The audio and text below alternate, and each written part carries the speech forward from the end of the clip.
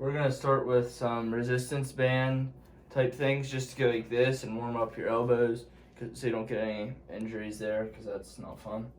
What you're gonna do is you can just go like this and do 20 to 25-ish, just like quick little reps where you're flexing the triceps quickly, just trying to get blood flowing right in here.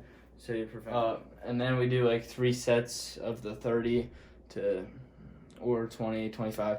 It's really off of feel for that. So for this one, you're gonna want to grip it like I do. Like if you touch your thumbs together, you go like this, and then put your hands right there on the bar. Here, bring it closer so they can see. And then I'll go like this, pull it off the rack. And for this, you can scoot back further in the bench here. But then I'll bring it down to here. Bring it keep my hands real close, and bring the elbows out. Try to bend them a lot. Bring it here, and then drive up. Slow down, and then you'll do that. And here, if you watch, I'll demonstrate.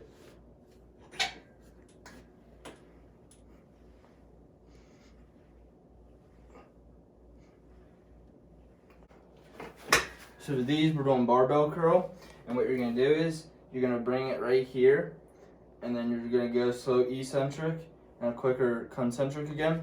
And if you can't use a barbell because it's 45 pounds, you can use an easy curl bar.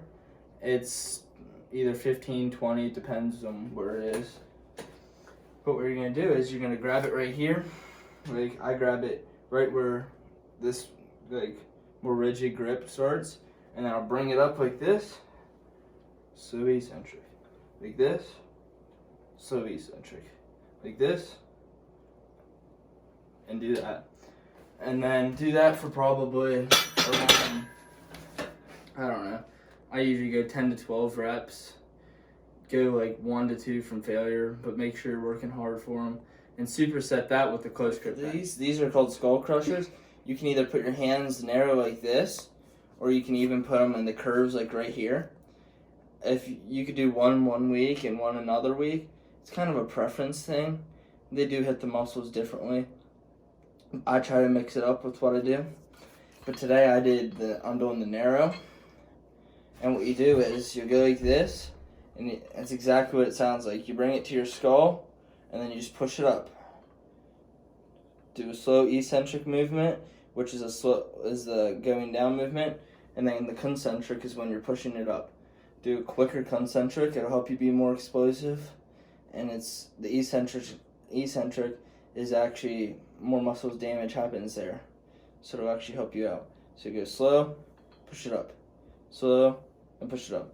I get a lot heavier, but I'm just demonstrating. So we're doing hammer curls, and when you grip the dumbbell, I like to grip it right here in the middle. You can grip it up here, won't use as much forearm, but if you grip it here, you'll get some bigger forearms too. It helps strengthen them, especially because hammer curls you tend to go heavier. But what you're gonna do is keep your wrist and your elbow straight, and you'll just go like this, and try and bring it up, and have a good contraction at the top, and then a slow eccentric again, because we're trying to remember the eccentric, more muscle damage happens there more than the concentric. So here's a little demonstration. So you go like this, and then slow down. Like this, slow down. Like this, squeeze, and slow down. So we supersetted barbell curls, and then the close grip bench. You could do, I suggest doing the close grip bench first, then doing the barbell curls. But what a superset is, like you would go close grip bench, 10 to 12 repetitions, and then you would go barbell curl, do your 10 to 12 repetitions, and you could either go right back into your close grip bench, and then right back into your barbell curl and keep doing that. Or you could go close grip bench, barbell curl, wait 30 to 45 seconds, and then do the close grip bench. That'll help you do more weight, and it'll help you get more of a break if you don't want to go back to back to back to back. And then we supersetted the skull crushers with the dumbbell hammer curl. And something you can do is, I would do 2 sets at first, and then you can ease into more sets. And I would do working 10 to 12. Don't go to failure. I think going to failure is overrated, because you shouldn't you'll fatigue your muscles even if you don't go to failure. And if you go to failure, you're risking your form and more injury, which I do go to failure sometimes, but you don't have to build muscle. And then after the skull crushers and hammer curls, you can go up, put the plate up, and go like this, and do about 10 to 12 repetitions here, and then superset it with these. Now, I'm using a 45 plate. That's the heaviest I have, and that's the heaviest most places will have. Now, you can ideally put your hands in between the handles of two 45 plates and then do them like that. Or you could just do more repetitions, do like, say, 15, and then go into the next one. You do 3 sets of that back to back to back with no rest. You don't need to go heavier, really.